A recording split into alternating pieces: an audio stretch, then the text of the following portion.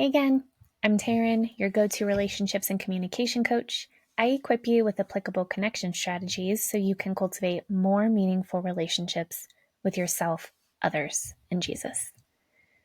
We're in a series talking about the more you understand your emotions, the more connection you feel in your relationships. And that's only true if you take small, consistent steps in that direction. So today I'm sharing how you can interrupt the tornado in your mind that won't stop spinning when you're experiencing an uncomfortable emotion.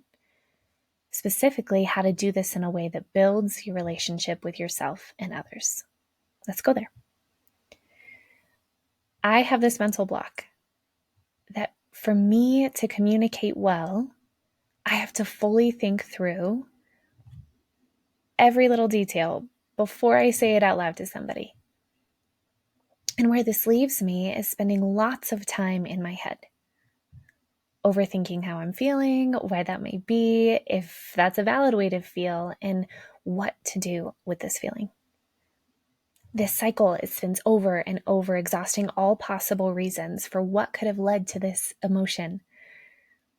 There's a hope in there that if I can figure out exactly where this discomfort is coming from, then I can fix it really quick. To interrupt the spinning cycle in your mind of overthinking, you have to have the courage to say it out loud.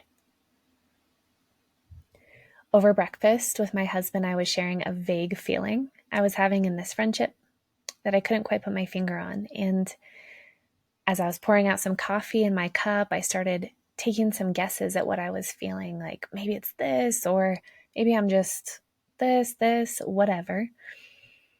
And after my sweet husband listened to 3 or 4 of these guesses, I said, actually, I don't think it's any of those things.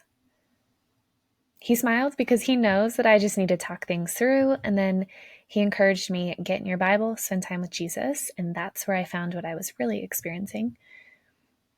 But what this morning conversation highlighted for me is this freeing wisdom. Don't be afraid to get it wrong. If you're not sure how you're feeling, say it out loud. Just guess. You're not looking for the perfect word. You are giving yourself a jumping off point. And this helps bring just a little bit of clarity to the muddiness of what's in your head so you can hear yourself say it and then begin to understand what you need.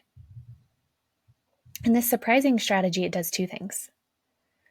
By getting out of your head and allowing yourself to get it wrong, helps you realize doesn't mean you'll never figure it out.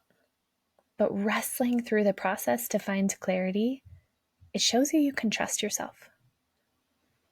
But it also builds intimacy in your relationship when you open up to somebody about how you're feeling, even if it's not fully thought out.